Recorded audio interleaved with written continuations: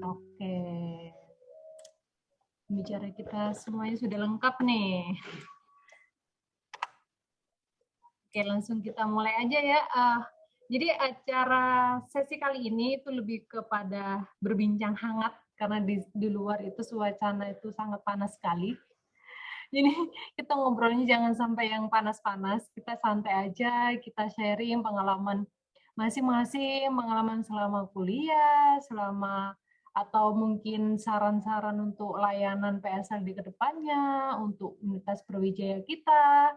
Kita akan obrolkan ringan aja, nggak usah yang terlalu serius, boleh sambil nyemil juga, tapi jangan sambil makan ya, nanti kesedak. Oke, saya perkenalkan dulu mungkin ya pembicara kita kali ini. Bentar, saya buka contekan dulu untuk CV-nya. Oke, sekarang kita ke Kak Rika dulu nih. Kalau nama lengkapnya Kak Rika itu adalah Rika Aprilia Hermansyah. Gitu. Jadi Kak Rika ini sebenarnya mahasiswa angkatan 2014. Kak Rika ini adalah S1 Manajemen Fakultas Ekonomi dan Bisnis Universitas Brawijaya tentunya. Kemudian setelah Kak Rika lulus, Kak Rika itu langsung banyak sekali kegiatannya ini. Kegiatan yang menarik perhatian saya adalah pada tahun 2019 sampai tahun 2020 menjadi marketing dan finansial inkubator bisnis Permata Bunda Bontang, Kalimantan Timur. Jadi Kak Rika ini sempat tinggal di Kalimantan ini, bisa merasakan udara panasnya Kalimantan. Nanti kita bisa korek-korek nih gimana rasanya Kalimantan itu seperti apa gitu kan ya. Oke, pengalaman selanjutnya ini banyak sekali dan saat ini Kak Rika itu ada di sebagai edukator di Little Hijabi Homeschooling, Kota Bekasi, Jawa Barat. Nah, jadi Kak Rika habis dari Kalimantan Timur langsung terbang ke Bekasi. Apakah sama panasnya antara Kalimantan dengan Bekasi? Nah, kayaknya akan lebih seru ini membahas tentang situasi yang panas. Nah, untuk pengalaman organisasinya, ini Kak Rika lebih ke fokus kepada organisasi-organisasi teman tuli, salah satunya adalah Ketua Umum Kartuli loh teman-teman ini ternyata Kak Rika, dari tahun 2017 sampai 2018. Kemudian menjadi staf Menteri Ekonomi EFUB, terus menjadi saat ini dari 2018 sampai 2021 masuk dalam komunitas Muslim Tuli. Oke, beranjak ke pembicara kita selanjutnya ini, tidak kalah menarik juga ini. Biasanya teman-teman para lelaki nih, ya, saya yakin banyak sekali fansnya ini. Ya, kita bertemu dengan Kak Safira Husbandia, lebih diakrab panggil itu Kak Salsa. Beliaunya itu lahir di, maksudnya Kak Safira itu tinggalnya di Malang. Cuma SMA-nya dia di Sumedang. Nah, berarti dia keturunan Sunda. Jangan-jangan bisa bahasa Jawa tapi ya. Untuk pengalaman experience-nya itu, ya, pengalaman kerjanya maksud saya, pernah menjadi di Diskominfo Malang. Nah ini apa ya, kira-kira nanti bisa ditanyakan langsung ke Kak Sasa. Wah, banyak sekali ini pengalaman-pengalaman Kak Sasa, terutama organisasi, dimulai dari staf di Raja Brawijaya, terus staf Generation of Statistik UB juga, terus staf National Statistics Challenge mungkin ya. Terus selanjutnya itu, wah, kompetensi bahasanya ini melebihi rata-rata ini. Dia bisa menggunakan secara lancar bahasa Indonesia dan bahasa Inggris. Sedangkan saya TOEFL tidak pernah lulus. Oke, kita lanjut ke pembicara selanjutnya ini dari perwakilan PSLD. Pak Tommy, ya, Tommy Hari Firmanda. Beliau adalah konselor di Pusat Studi dan Layanan Disabilitas UB. Mungkin teman-teman yang sudah pernah curhat-curhat, yes. Jadi Pak Tommy ini memegang rahasia terbesar kalian semua ya. Jadi jangan macam-macam dengan Pak Tommy. Oke, Pak Tommy ini sangat konsen dengan dunia disabilitas, terutama teman-teman netra, low vision. Beliau ini juga tahun depan sepertinya ya. Jadi bapaknya saat ini tuh sudah menerima beasiswa dan akan berkuliah ke Amerika. Jadi mungkin tahun depan teman-teman akan bercurhat ke Ibu Zia kali ya. Jadi atau kayak itu bercurhatnya dengan Pak Tommy melalui virtual chat WA atau bisa Zoom gitu kan. Tidak harus menggunakan bahasa Inggris ya. Mungkin karena Pak Tommy di Amerika kita curhatnya harus bahasa Inggris, enggak harus. Bisa santai aja, bisa langsung kontak aja ke Pak Tommy ya. Oke, saya mulai dari Kak Rika dulu kali ya. Saya udah kangen sekali dengan Kak Rika ini. Udah lama banget nggak pernah ketemu, nggak pernah tatap muka seperti sekarang. Oke Kak, mungkin Kak Rika bisa menceritakan nih Kak selama perkuliahan, terus setelah lulus itu gimana sulitnya mencari pekerjaan, terus bingung mencari pengalaman, harus belajar apa sana sini, kayak gimana sih Kak? Bisa diceritakan dong?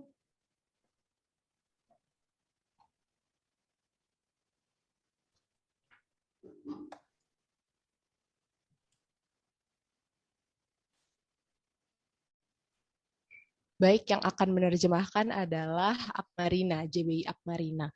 Suaranya sudah jelas terdengar ya?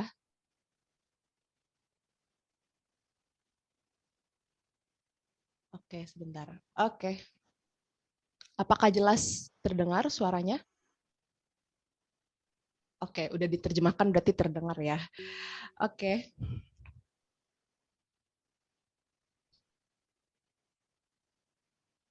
Baik. Bismillahirrahmanirrahim. Assalamualaikum warahmatullahi wabarakatuh. Tuh. Terima kasih sudah memberikan kesempatan, sudah mengundang saya ke acara ini untuk berbagi pengalaman gitu ya, khususnya berbagi pengalaman kuliah. Oke, di sini saya akan ya sedikit presentasi lah, sedikit sharing-sharing menggunakan bahasa isyarat, tapi saya akan didampingi oleh JBI yang akan menerjemahkan isyarat saya ke dalam suara sehingga bisa akses juga bagi teman-teman tunanetra, bagi teman-teman yang bisa mendengar. Nah, untuk teman-teman tuli bisa nih tolong diperhatikan saja nih saya ya untuk terutama tuli yang bisa menggunakan isyarat. Oke. Perkenalkan, nama saya Rieka. Isyaratnya seperti ini.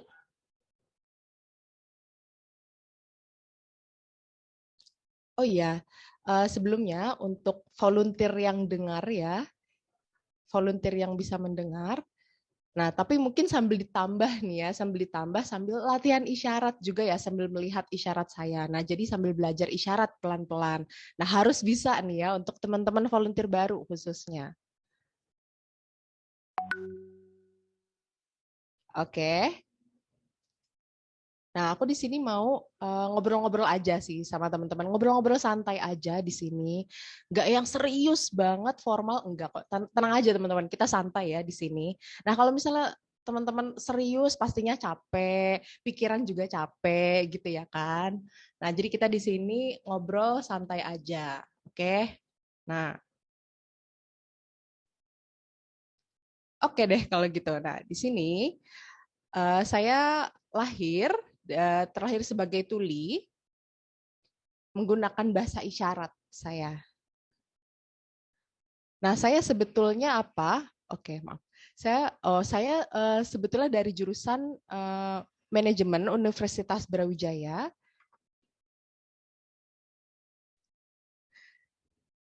Ya, maaf, ada gangguan nih sayanya. Oke, silakan. Ya, saya dari jurusan S1 manajemen Universitas Brawijaya. Mohon maaf ya teman-teman, video saya agak nyala mati dari tadi. Oke.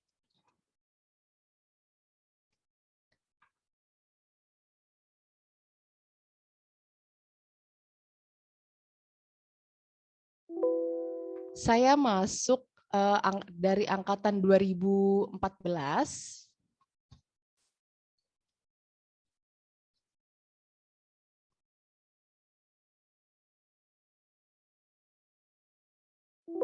Jadi saya masuk ke UB itu dari angkatan 2014, kemudian lulus di tahun 2018. Selama 4 tahun saya menjalani perkuliahan gitu ya. Nah, saya ini kuliah gimana sih selama kehidupan kuliah saya mendapatkan beasiswa bidik misi kebetulan selama saya kuliah.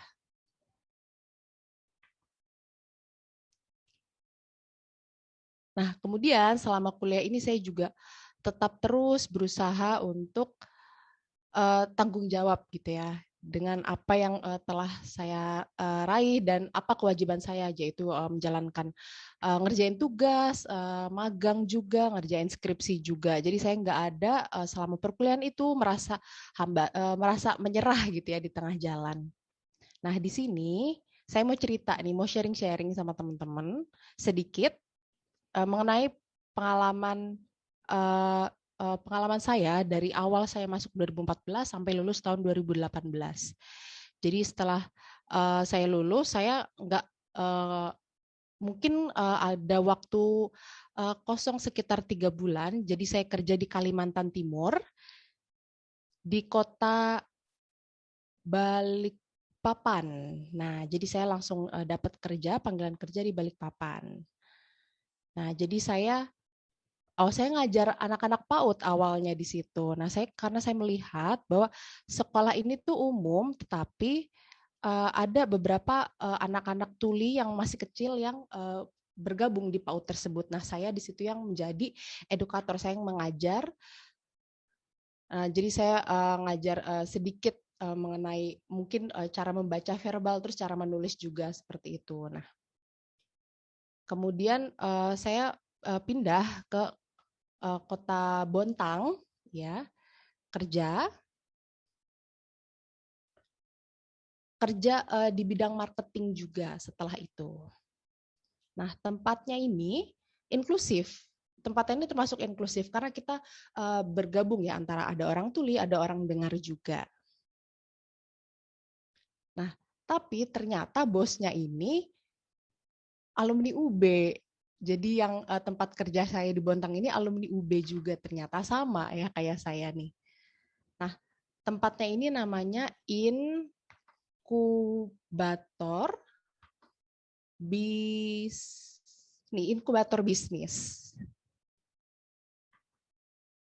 Jadi selama saya bekerja di situ saya merasa gampang ya kerjanya karena udah inklusif. Saya kemudian 2 tahun setelah itu saya resign. Nah, kenapa saya resign? Karena saya merasa jauh banget tempatnya dengan tempat tinggal saya. Jadi saya harus jauh banget nih ke Kalimantan gitu ya. Nah, akhirnya tiba-tiba ada kesempatan nih kerja di The Little Hijabi namanya. Ya, The Little Hijabi. Nah, ini adalah sebuah homeschooling. The Little Hijabi itu. Nah, The Little Hijabi ini adalah homeschooling khusus anak-anak tuli. Nah, jadi ada anak-anak tuli, kemudian ada juga anak-anak cerebral palsy, kemudian ada juga anak-anak Down syndrome seperti itu. Nah, gimana nih caranya ngajar saya tuli? Nah, saya mengajar pakai isyarat. Jadi ya mungkin untuk yang teman-teman disabilitas beberapa mungkin ada yang tahu ya The Little Hijabi karena ini cukup terkenal di seluruh Indonesia seperti itu. Nah, aksesnya ini menggunakan bahasa ada 2, ada bahasa Indonesia, kemudian ada juga bahasa isyarat. Jadi digabung gitu ya. Nah, berbeda sekali dengan SLB sistem pengajarannya. Di sini sampai sekarang itu kita mengajarnya itu ya tetap seperti itu menggunakan 2 bahasa itu.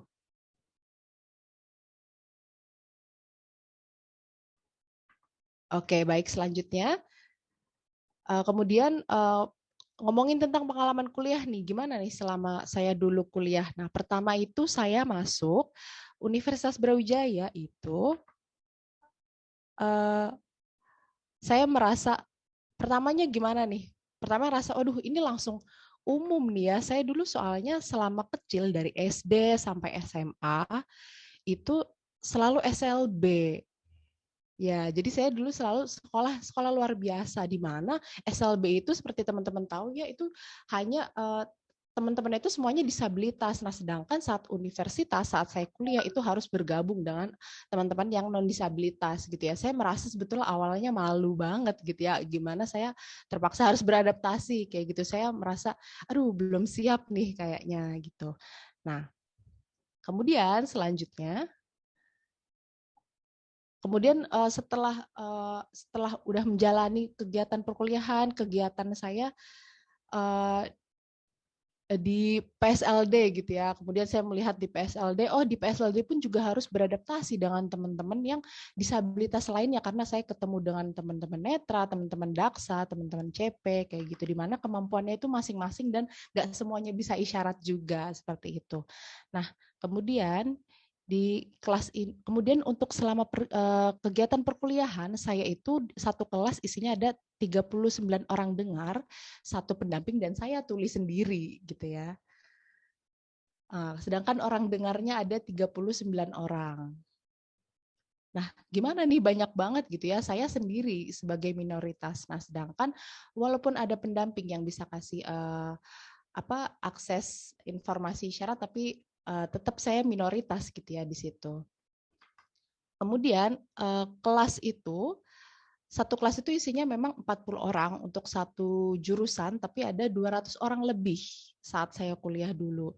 Nah, tapi setiap mata kuliah, kelasnya itu pastinya ganti-ganti gitu ya. Teman-temannya juga ganti-ganti. Jadi nggak yang tetap 39 orang ya. Jadi ya campur-campur terus tiap hari, beradaptasi lagi.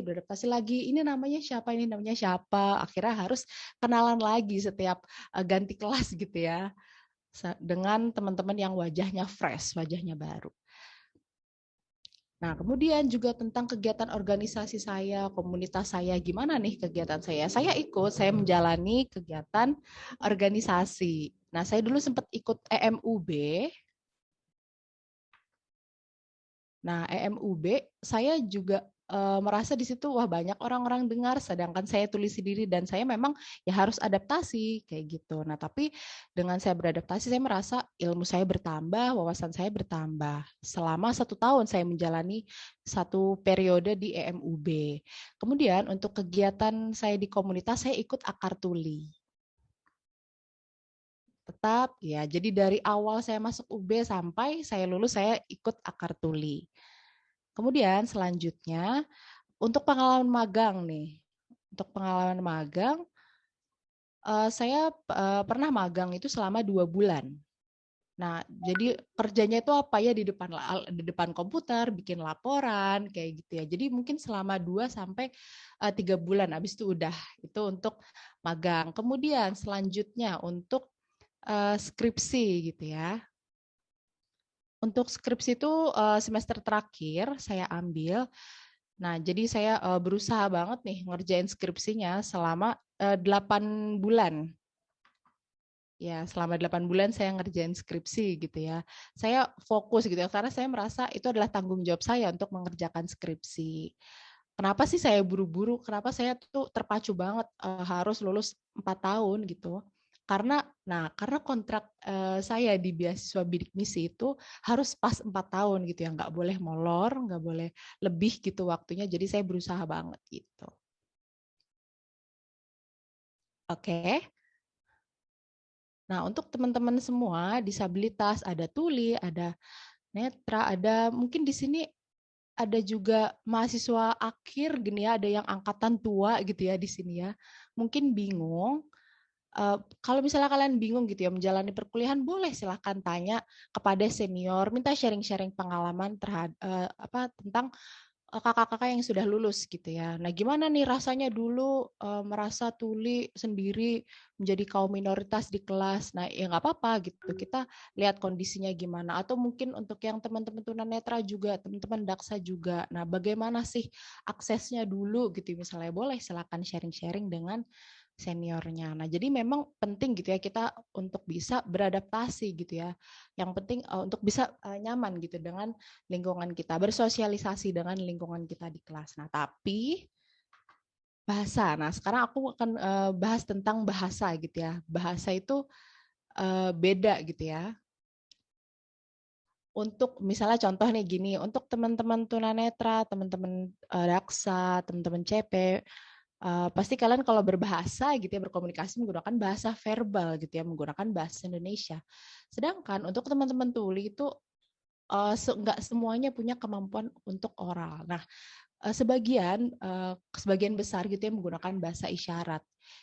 Nah, di mana memang kalau misalnya untuk tuli, jika beradaptasi gitu ya dengan lingkungan yang baru, ya bisa nih tukeran ilmu gitu ya, belajar bahasa Indonesia, kita ngajar isyarat kayak gitu.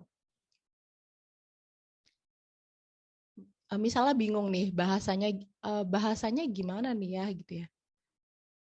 Oh ya, saya mau menjelaskan sebuah fakta gitu ya. Jadi di dunia ini ada jumlah orang tuli gitu ya, ada 70 juta gitu ya untuk seluruh dunia.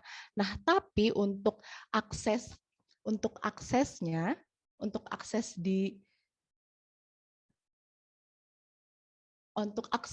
pendidikan gitu ya.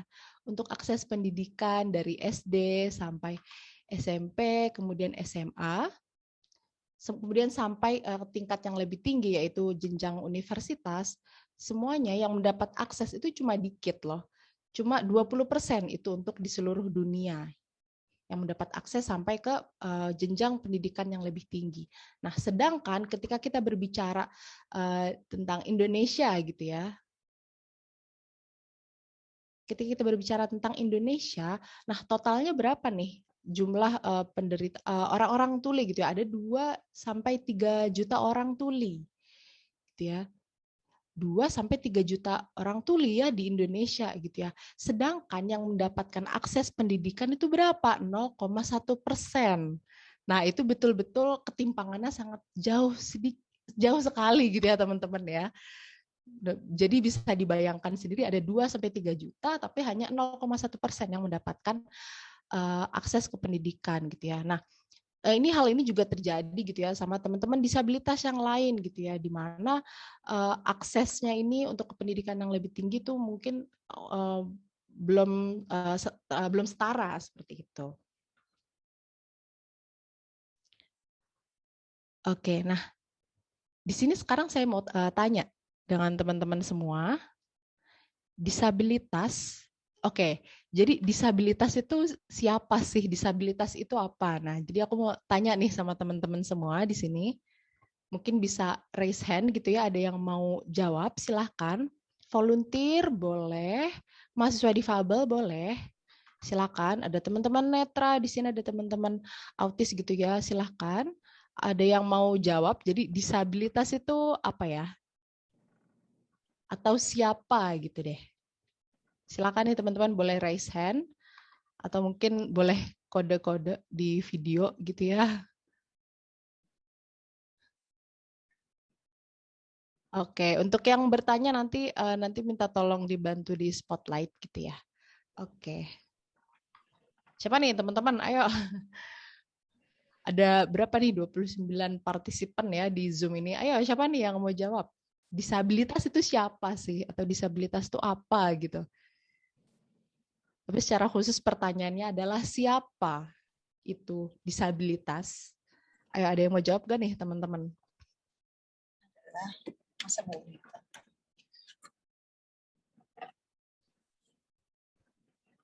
Oke, nggak apa-apa teman-teman dengar mau bilang juga nggak apa-apa, mau jawab gitu ya, sorry, mau jawab juga nggak apa-apa. Atau Mbak Rahma nih, Mbak Rahma ada, Nastiti, oh mau jawab nih Nastiti, ada, ada siapa tuh tadi disebutin? Ada macam-macam ini ya tadi yang disebutin. Oh ada Rasya juga. Silakan yang mau jawab, disabilitas itu siapa sih sebetulnya? Pertanyaannya simple. Ini ayo teman-teman. Oh nggak ada yang mau jawab kah? Ada Kak Nastiti yang jawab di kolom chat, Kak.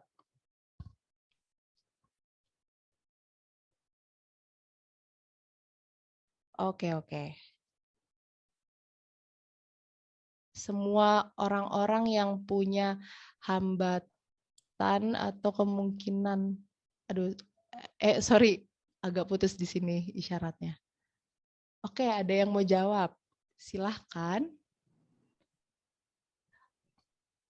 Disabilitas, sorry, aku belum pin lagi, bentar dulu ya.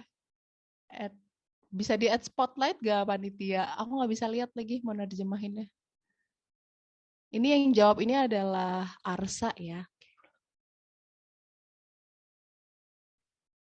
Baik, disabilitas ini artinya apa? Disabilitas itu artinya adalah orang yang punya hambatan apa itu tadi?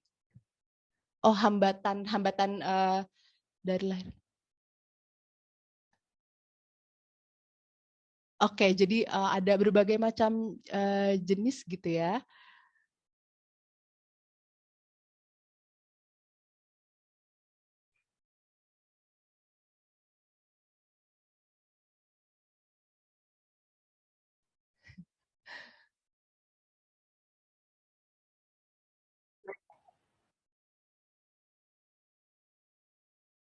Sebentar, teman-teman, saya coba pahami dulu ya.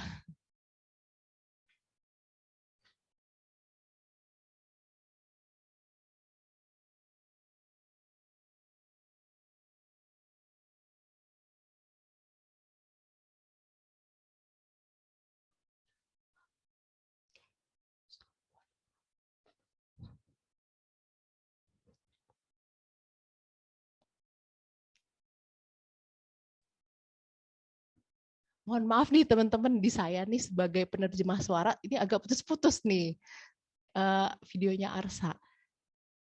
Baik, disabilitas ya, oke. Oh ya, banyak. Oke, banyak masih ada orang-orang yang bilang kata cacat dibanding kata disabilitas. Oke.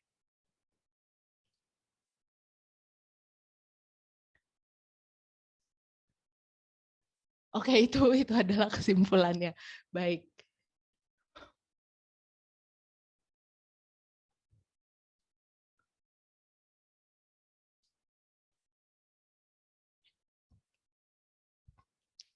Baik, Arsa. Oke. Baik, itu tadi adalah jawaban dari Arsa gitu ya.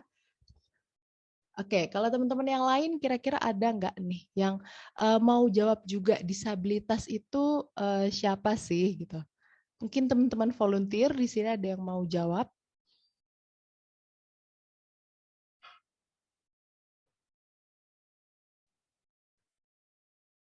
Nggak ada? Oke, halo teman-teman volunteer. Ada yang mau jawab nggak nih? Disabilitas itu siapa sih? Atau oke, ada yang jawab lewat chat.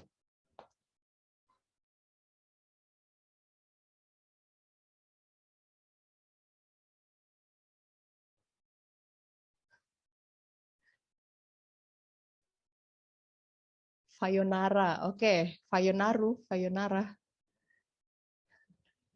Oke, ada dari Uchiha nih ya, ada yang jawab. Oke, oke udah dibaca nih. Jadi ada beberapa jawaban dari kolom chat. Nah, oke, disabilitas tuh mungkin ada yang jawab disabilitas itu adalah tuli, tunanetra, daksa, dan kursi roda gitu ya, dan lain-lain gitu ya.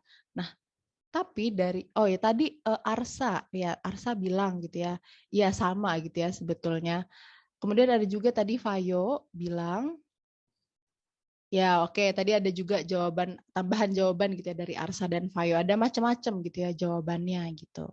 Nah, di sini aku pikir gitu ya, kita coba analogikan bersama gitu ya. Nah, tadi dulu, tapi sebelumnya nih teman-teman dengar kira-kira ada yang mau jawab nggak ya? Oke, jadi tentang hambatan gitu ya. Misalnya kita analogikan seperti ini gitu ya. Contohnya,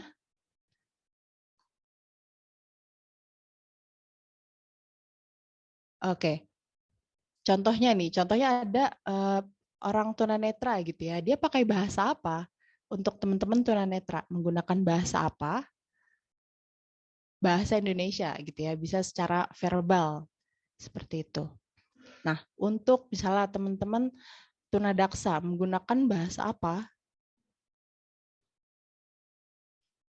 Bahasa Indonesia. Oke, bahasa Indonesia atau secara verbal gitu ya. Kemudian teman-teman tadi teman-teman daksa ya, teman-teman daksa menggunakan bahasa Indonesia gitu ya.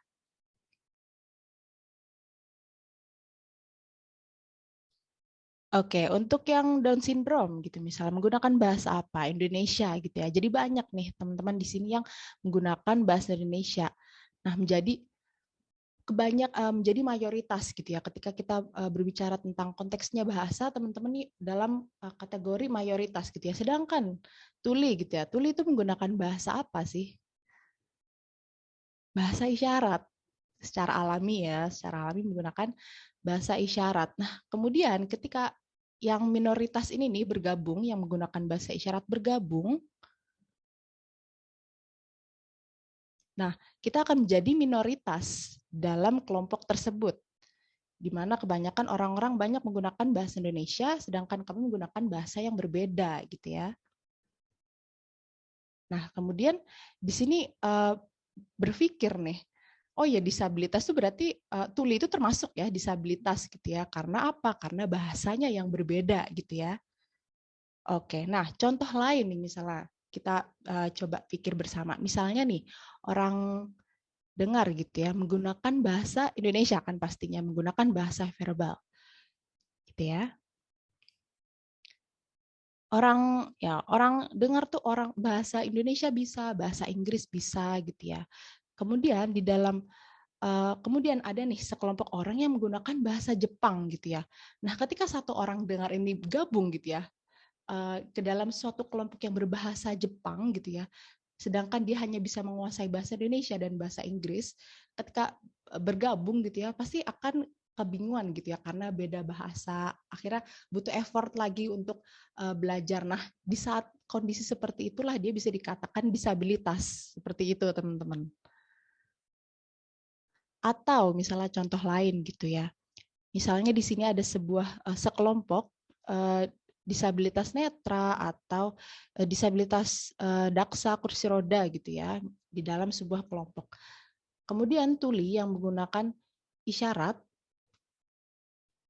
Nah, bagaimana nih caranya ingin gabung gitu ya dalam kelompok yang secara bahasa dia itu adalah kelompok mayoritas gitu ya. Supaya kita tidak lagi terhalang dalam kata disabilitas, tidak terhambat lagi gitu ya.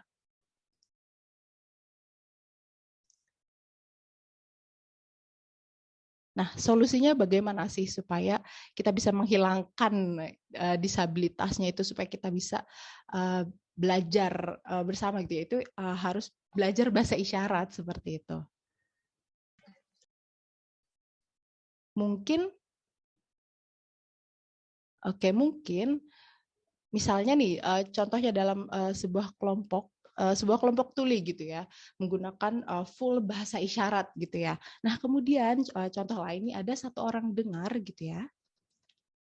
Satu orang dengar yang hanya bisa menggunakan bahasa verbal, menggunakan bahasa Indonesia. Ketika dia bergabung dengan komunitas tuli di mana seluruhnya menggunakan bahasa isyarat dan dia tidak paham bahasa isyarat gitu ya, dia kebingungan gitu untuk berkomunikasi karena dia tidak memahami bahasa isyarat gitu. Dia hanya bisa menggunakan bahasa verbal atau bahasa Indonesia.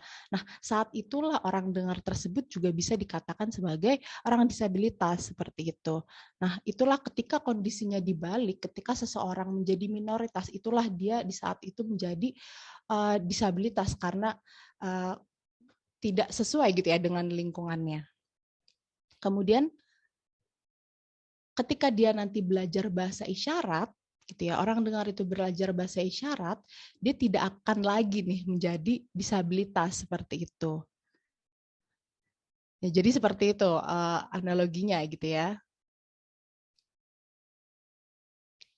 Nah, ketika kondisinya ditukar gitu ya antara teman-teman tuli, teman-teman dengar, teman-teman netra, daksa gitu ya, itu akan terjadi. Nah, sehingga bagaimana sih caranya kita solusinya apa? Kita harus bekerja sama gitu ya untuk mewujudkan dunia yang lebih inklusif gitu ya. Jadi harus berjalan seiringan gitu ya antara teman-teman yang disabilitas, yang dikatakan disabilitas dan yang non disabilitas. Kita harus bekerja bersama gitu ya untuk supaya sejalan gitu. Nah, contohnya di TV gitu ya. Nah, di TV itu teman-teman netra itu menikmati TV itu kan dengan suaranya gitu ya. Kemudian saat berita tuh biasanya dulu tuh JBI nggak ada, teks nggak ada gitu ya. Nah, untuk yang Down syndrome, untuk yang daksa, untuk yang teman-teman disabilitas lainnya tuh bisa menikmati berita gitu ya. Tapi Tuli ini nggak paham itu ini ngomong apa nih, ini apa yang terjadi nih di berita ini gitu. Nah, kemudian gimana caranya? Nah, bisalah dibantu gitu ya, membantu dengan apa? Memberikan akses JBI atau dibantu setidaknya beritahu menggunakan caption supaya apa? Supaya setara gitu ya, supaya dapat akses informasi yang sama. Nah, kemudian misalnya ada yang orang dengar gitu ya, dia juga bisa membantu misalnya untuk memberikan caption seperti itu. Oke. Nah, terakhir nih ya. Mau ngasih motivasi nih, aku berharap semoga teman-teman Tuli, teman-teman dengar, seluruh teman-teman disabilitas yang ada di sini tetap berusaha, jangan malu gitu ya untuk saling beradaptasi, saling menyesuaikan gitu ya, jangan malu, tapi kita harus selalu beradaptasi gitu ya dengan lingkungan gitu. Harus mau gitu kita campur gitu ya. Baik, kalau misalnya ada yang kurang apa, silakan diperbaiki, ditambah misalnya contoh aku punya kekurangan, teman-teman punya kelebihan, hasil kita bekerja sama gitu ya, kita bekerja sama supaya mewujudkan dunia yang lebih ramah disabilitas seperti itu. Ada satu yang penting gitu ya. Saya mohon gitu ya, teman-teman Tuli di sini, oke. Khususnya mungkin di sini ada mahasiswa baru gitu ya. Nah, dan juga mahasiswa lama gitu ya, tetap semangat untuk selalu mempromosikan bahasa isyarat gitu ya. Contohnya nih, kalian belajar gitu ya di dalam kelas. Nah, di mana teman-teman dengarnya ini hampir semuanya mayoritas teman-teman dengar gitu ya. Nah, mungkin teman-teman selalu bergantung gitu ya dengan pendamping PSLD, misalnya aduh nggak mau ngobrol sama teman-teman yang lain, maunya ngobrol sama teman-teman pendamping PSLD aja gitu, cuma sendiri. Nah, itu nggak boleh ya teman-teman kayak gitu, karena di PSLD ini ya pertama JBI atau pendamping PSLD itu dikit. Sedangkan Tuli itu banyak gitu ya teman-teman. Jadi kita harus tahu dulu nih kondisinya, misalnya kesulitan gitu ya. Tolong dong pendamping PSLD mana nih gitu. Jadi akhirnya apa? Ada ketergantungan terhadap pendamping atau JBI yang memahami bahasa isyarat. Nah, tapi kalau misalnya teman-teman bisa beradaptasi dengan teman-teman kelas gitu ya. Nah, teman-teman bisa nih tukar ilmu, teman-teman ngajarin bahasa isyarat. Nah, nanti mereka berkesempatan ngajarin teman-teman untuk nyusun bahasa kata-kata yang lebih rapi gitu ya, bahasa Indonesia yang lebih rapi kayak gitu. Nah, atau misalnya untuk contohnya nih, contoh lain untuk teman-teman tunanetra atau teman-teman daksa kursi roda gitu ya. Misalnya ada orang tertarik belajar bahasa isyarat kayak gitu ya. Kemudian teman-teman bisa panggil kami gitu ya, yang teman-teman Tuli gitu ya, untuk apa? Untuk ngajarin bahasa isyarat kayak gitu.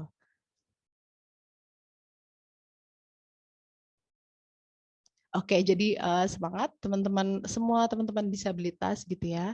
Untuk yang masih angkatan muda, angkatan tua gitu ya. Mungkin sekarang ada juga yang lagi magang, lagi skripsian gitu ya. Jadi semangat teman-teman semua. Kalau misalnya teman-teman ngerasa selalu mengeluh gitu ya, selalu mengeluh terhadap apa ya, adanya hambatan selama kuliah gitu ya, merasa depresi gitu ya, merasa stres gitu ya, pusing gitu ya. Nah, tetap teman-teman tolong langsung lapor gitu ya ke PSLD. Nah, teman-teman ada ada tutor gitu ya, misal ada tutor bahasa Indonesia, ada juga staff konseling gitu ya, staff untuk psikologi, teman-teman bisa curhat di situ. Jangan selalu dipendam sendiri gitu ya ketika teman-teman merasa stres atau depresi seperti itu.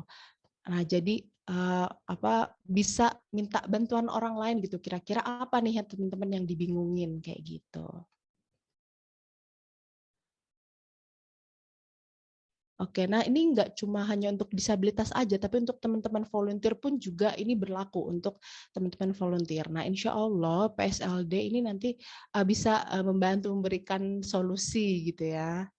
Oke, baik. Ya, semangat teman-teman semua. Baik, itu tadi terakhir dari saya. Sekian. Baik, oke. Terima kasih. Maaf kalau misalnya tadi saya ada salah perkataan atau salah isyarat gitu ya. Saya mohon maaf. Baik, oke.